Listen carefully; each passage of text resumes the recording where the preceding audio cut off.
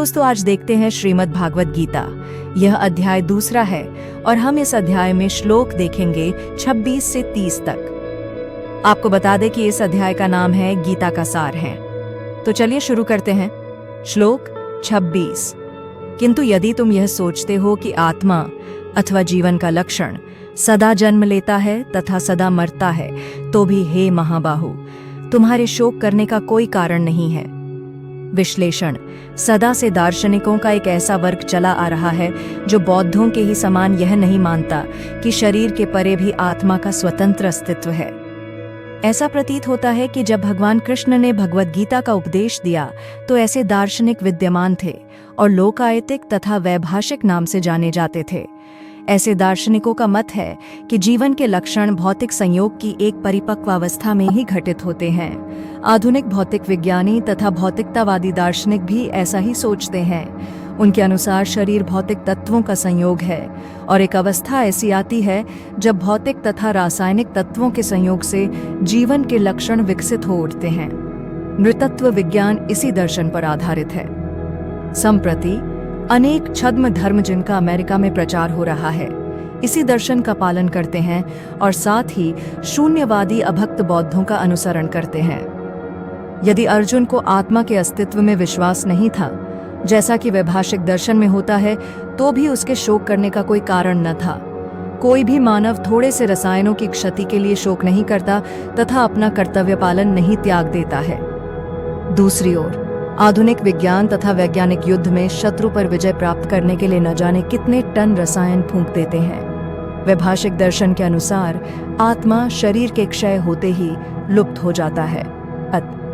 प्रत्येक दशा में चाहे अर्जुन इस वैदिक मान्यता को स्वीकार करता कि अणु आत्मा का अस्तित्व है या कि वह आत्मा के अस्तित्व को स्वीकार नहीं करता, उसके लिए शोक करने का कोई कारण न था।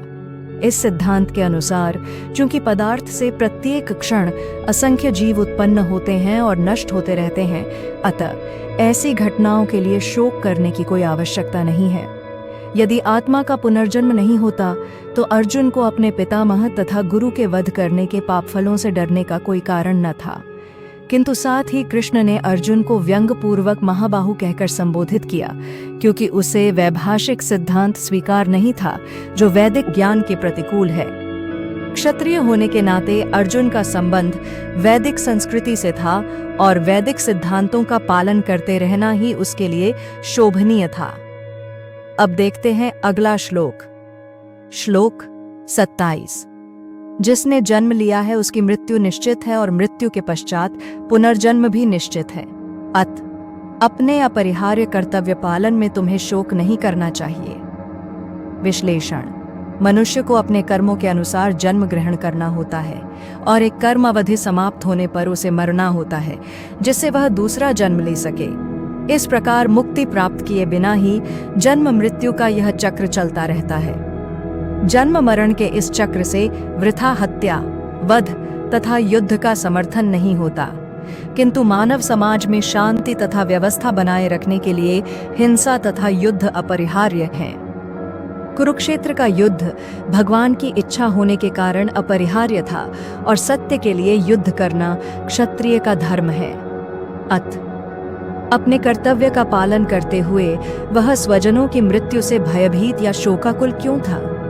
वह विधि कानून को भंग नहीं करना चाहता था, क्योंकि ऐसा करने पर उसे उन पाप कर्मों के फल भोगने पड़ेंगे जिनसे वह अत्यंत भयभीत था। अपने कर्तव्य का पालन करते हुए वह स्वजनों की मृत्यु को रोक नहीं सकता था और यदि वह अनुचित कर्तव्य पथ का चुनाव करे तो उसे नीचे गिरना होगा।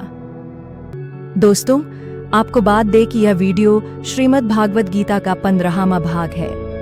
अब देखते हैं अगला श्लोक। श्लोक 28। सारे जीव प्रारंभ में अव्यक्त रहते हैं, मध्य अवस्था में व्यक्त होते हैं और विनष्ट होने पर पुनः अव्यक्त हो जाते हैं। अतः शोक करने की क्या आवश्यकता है? विश्लेषण। यह स्वीकार करते हुए कि दो प्रकार के दार्शनिक हैं, एक तो वे जो आत्मा के अस्तित्व को मानते हैं और दूसरे वे जो आत्मा के अस्तित्व को नहीं मानते, कहा जा सकता है कि किसी भी दशा में शोक करने का कोई कारण नहीं है। आत्मा के अस्तित्व को न मानने वालों को वेदांतवादी नास्तिक कहते हैं।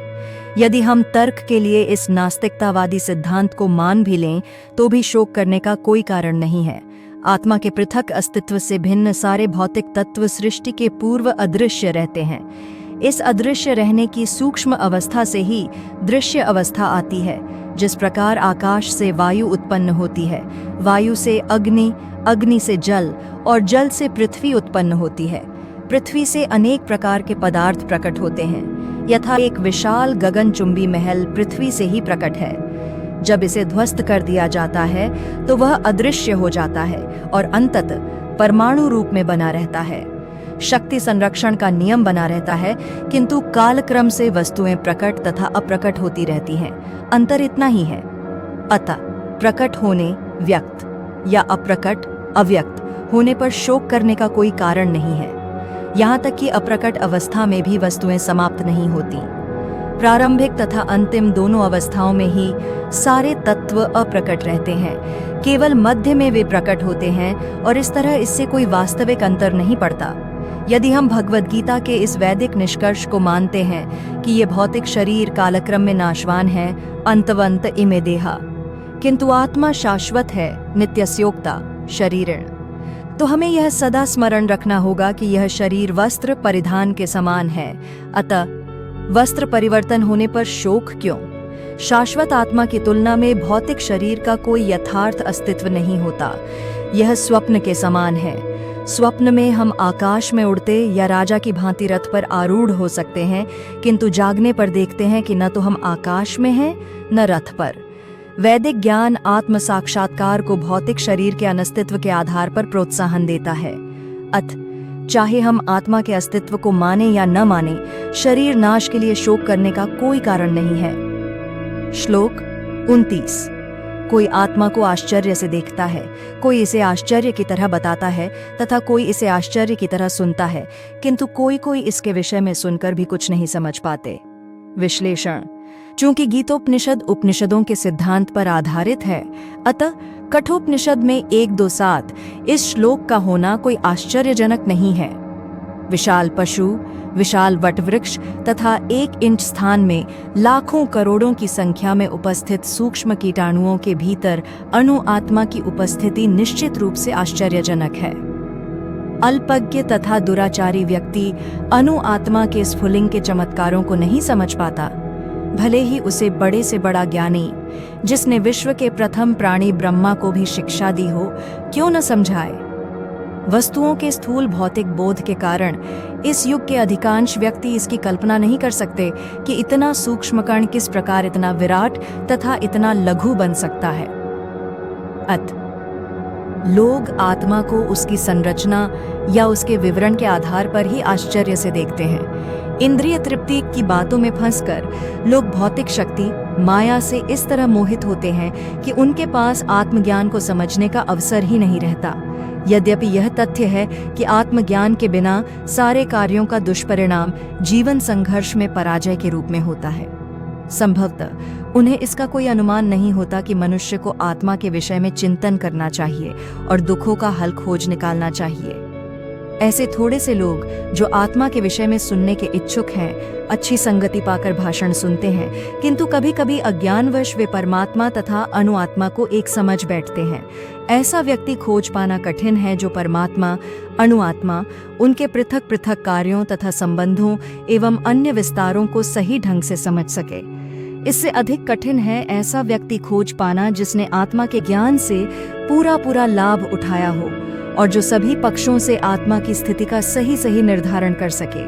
किंतु यदि कोई किसी तरह से आत्मा के इस विषय को समझ लेता है तो उसका जीवन सफल हो जाता है।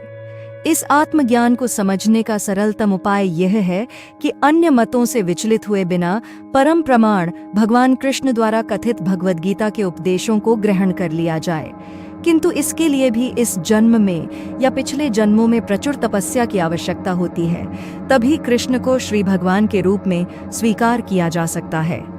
पर कृष्ण को इस रूप में जानना शुद्ध भक्तों की अहेतुकी कृपा से ही होता है, अन्य किसी उपाय से नहीं।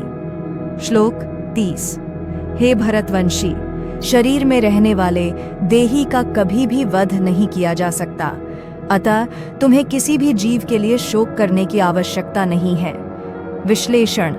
अब भगवान अविकारी आत्मा विषयक अपना उपदेश समाप्त कर रहे हैं। अमर आत्मा का अनेक प्रकार से वर्णन करते हुए भगवान कृष्ण ने आत्मा को अमर तथा शरीर को नाशवान सिद्ध किया है। अतः क्षत्रिय होने के नाते अर्जुन को इस भय से कि युद्ध में उसके पितामह भीष्म तथा गुरु द्रोण मर जाएंगे, अपने कर्तव्य से विमुख नहीं होना चाहिए। कृष्ण को प्रमाण मानकर भौतिक देह से भिन्न आत्मा का पृथक अस्तित्व स्वीकार करना ही होगा। यह नहीं कि आत्मा जैसी कोई वस्तु नहीं है या कि जीवन के लक्षण रसायनों की अंत क्रिया के फलस्वरूप एक विशेष अवस्था में प्रकट होते हैं। यद्यपि आत्मा अमर है, किंतु इससे हिंसा को प्रोत्साहित नहीं किया जाता। फिर भी युद्ध के समय हिंसा का निषेध नहीं किया जाता, क्योंकि तब इसकी आवश्यकता रहती है। ऐसी आवश्यकता को भगवान की आज्ञा के आधार पर उचित ठहराया जा सकता है, स्वेच्छा से नहीं। अब आगे का श्लोक कल देखेंगे। वीडियो अच्छा लगा हो तो हमारे चैनल को लाइक और सब्सक्राइब जरूर करें।